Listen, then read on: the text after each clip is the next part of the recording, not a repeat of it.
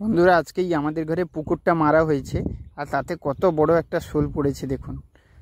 শুধু শোল নয়, তার সাথে ছোট পাঙ্কস মাছগুলো ধরা পড়েছে।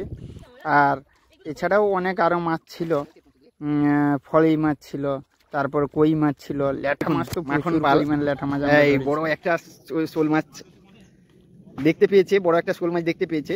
ওটা লেগেছিল কিন্তু ধরতে পারলো না, মিস হয়ে গেল। খুঁজছে কোথায় আছে।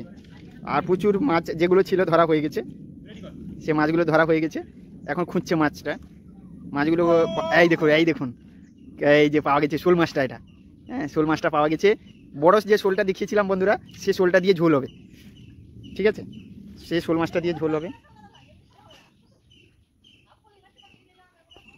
শোল মাছ বেশি পাওয়া গেছে পুকুরটাতে। আজকেই পুকুরটা সকালে মারা হয়েছে।